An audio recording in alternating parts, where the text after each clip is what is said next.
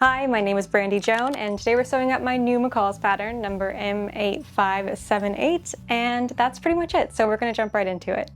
As always, you want to check the back of the pattern packet because that's going to give you all of your information. I, for reference, am sewing a size 10 for this video. It can be helpful to read your instructions before starting to sew, and trust me, it does save you from some minor mishaps. Once you've chosen your size, go ahead and cut out your pattern pieces. If they are a little crinkled, you can use your iron on low heat to flatten them out.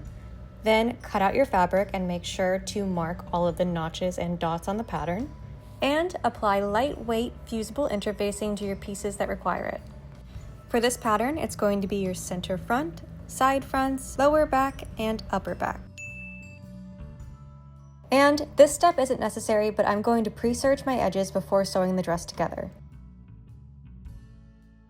Now, for step 1, we're going to stay stitch the side edges of the bodice front, ending at the lower notch in the direction of the arrows. So we're going to stitch from the top down to that notch, and we're going to stitch 1/2 inch away from the edge. Next, ease stitch the upper edge of the bodice front on both sides. And with right sides together, we're going to pin the bodice sides to the bodice front, making sure that we're lining up all of those notches. And if you find that you're having trouble sewing up these little curves, you can clip the seam allowance to the stay stitching, and that'll make it a lot easier. I am going to clip mine after I sew it. So just to reiterate, it's going to be a 5/8 seam allowance, sewing the side fronts to the center front on both sides.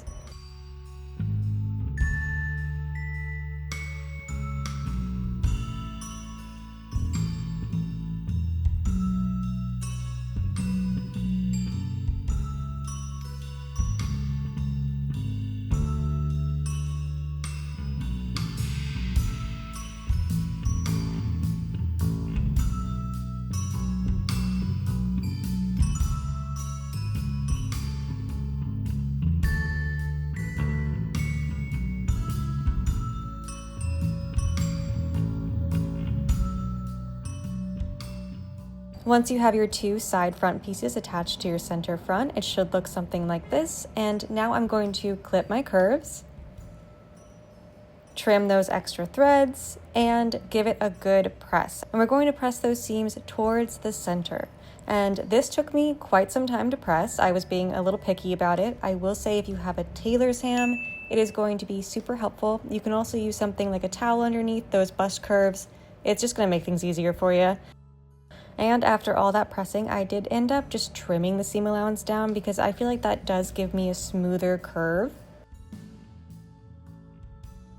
Set your front pieces aside for now, and we're going to bring over our shoulder straps, and we're going to fold them in half lengthwise, right sides together, and we're going to stitch along the outer strap with a 3/8 seam allowance. We are not using a 5/8 seam allowance for this step, and we're going to pivot or stop at the large dots.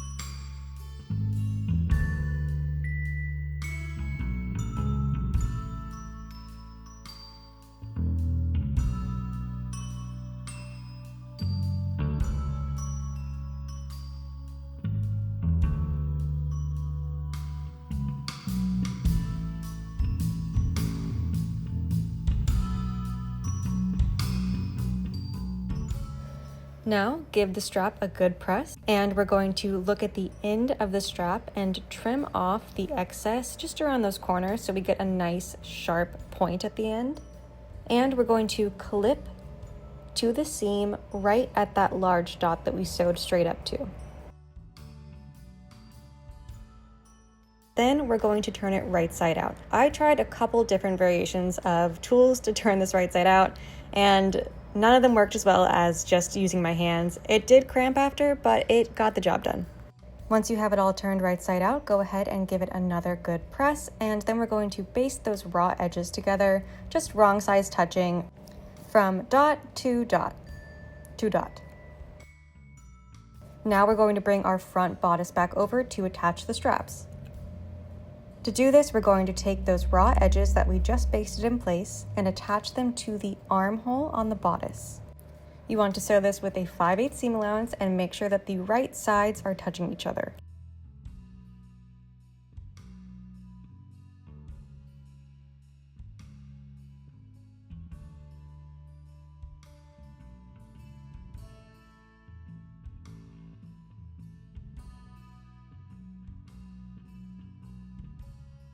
Then, of course, give it a good press, and when you're pressing this, you want to press the seams towards the wrong side of the bodice, and you're going to press the straps out away from the bodice so they don't get in the way when you're sewing other parts of the dress.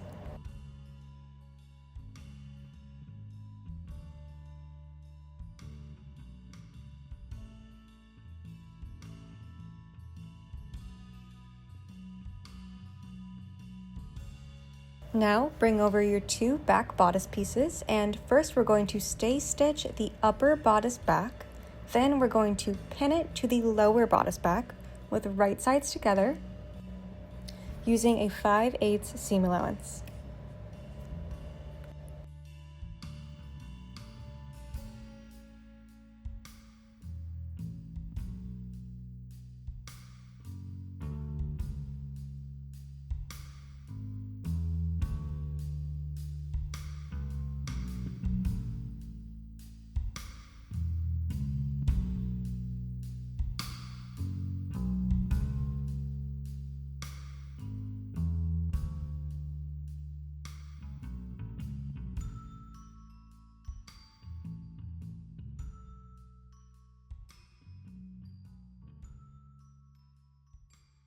Once that's sewn up, go ahead and press the seams flat and open and give those curves a good clip. I clipped mine a little extra. I went a little overboard with my clipping, but it worked.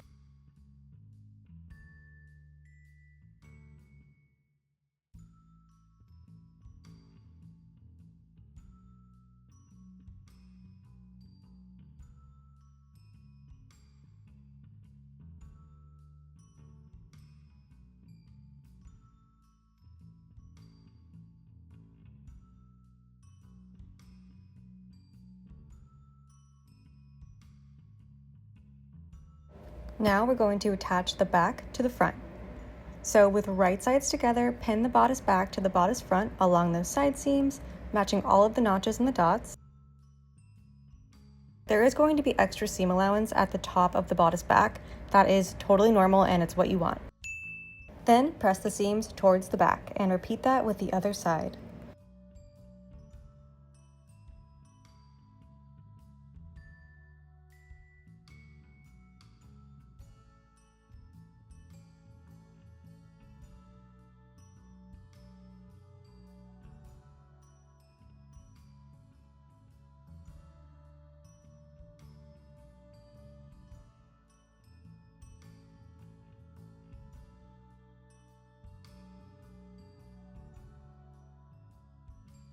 Set your top aside for now, and we're going to bring over our skirt pieces, and we're going to sew the skirt front to the skirt back, right sides together along those side seams, making sure we're matching up all of those notches, and sewing with a 5/8 seam allowance.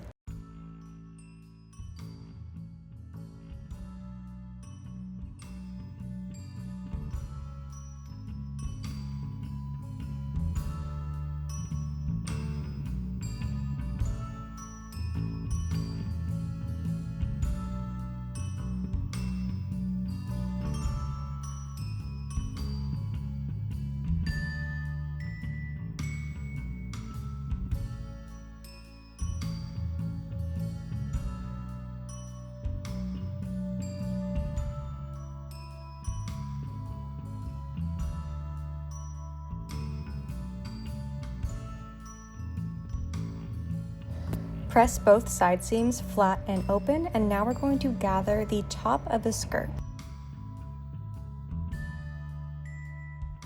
So what you want to do is start at the end, go to one side seam, stop, and then have another row of gathers from the side seam to the center, stop, and then the same thing for the rest of the skirt. So each dot and side seam, you're going to be starting a new row of gathers. Separating the gathers like this is a good way to make sure that you're getting everything evenly spaced out.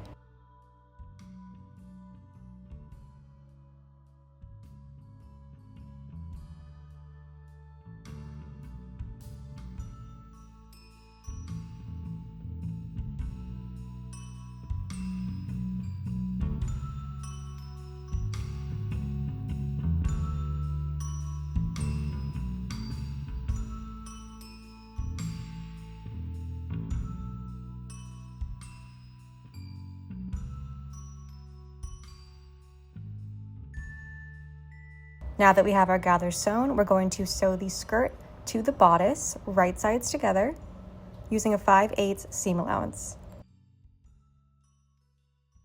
To make sure my gathers were evenly spaced, I found it easiest to work in sections, so I would pin wherever the gathers stopped and ended, and make sure that they were all exactly the way that I wanted within each section before pinning it all down.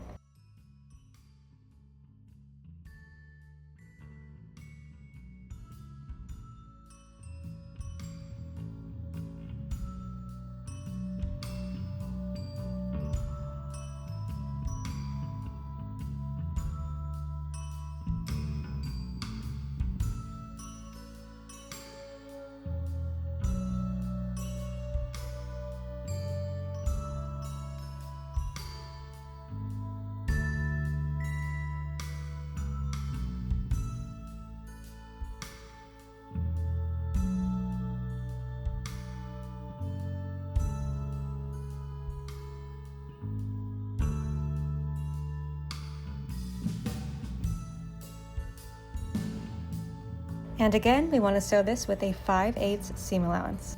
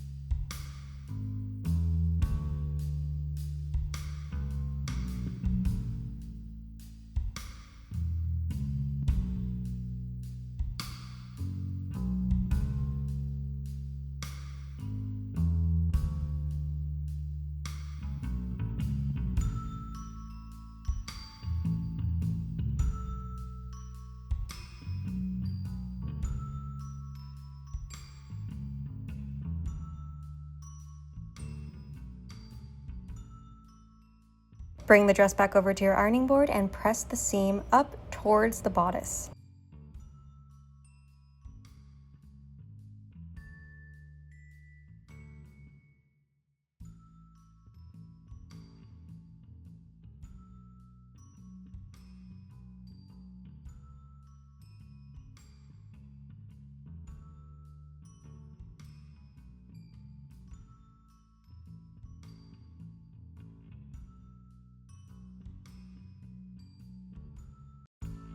Set it aside for just a second because we're going to prep our zipper.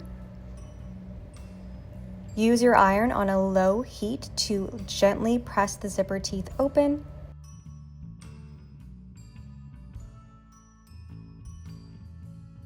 Then you're going to attach the zipper to the dress on the right side. So you want the right side of the zipper face down on the right side of the zipper opening.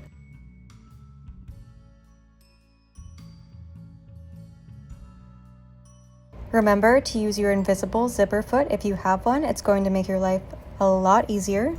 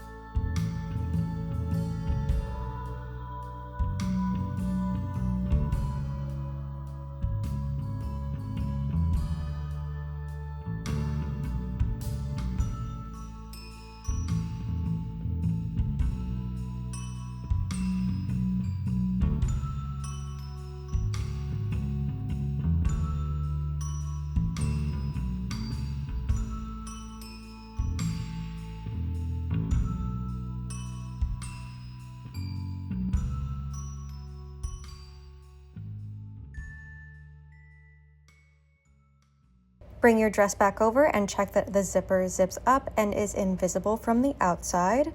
Then go ahead and repeat that process with the other side of the zipper. So you want the left side of the zipper face down on the left side of the zipper opening. I like to mark where my zipper ends, even though the pattern tells you. It's just good for me to know exactly where it is, so that's what I'm doing here.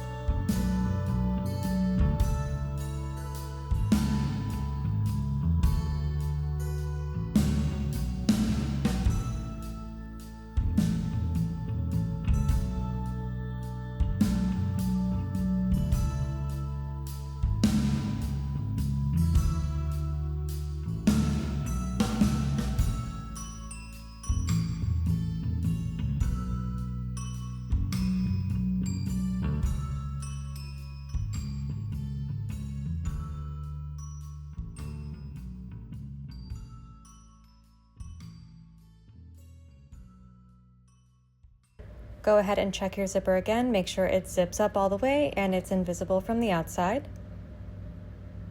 Then we're going to go ahead and close up the remaining back seam, starting with the seam left off at sewing the zipper in place, all the way down to the hem, sewing with a 5/8 seam allowance. And remember to switch back to your regular presser foot.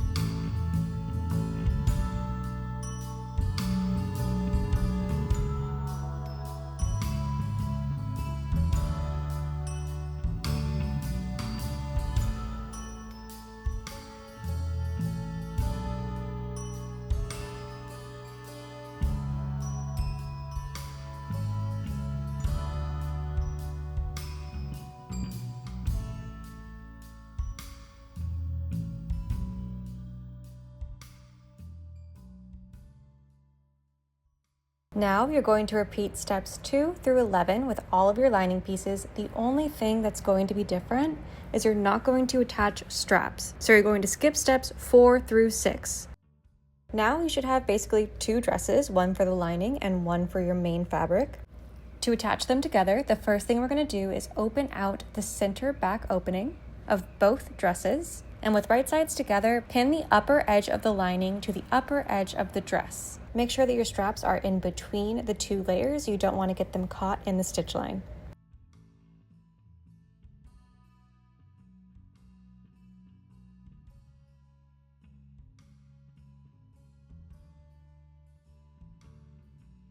Understitch as far as you can go along those seams.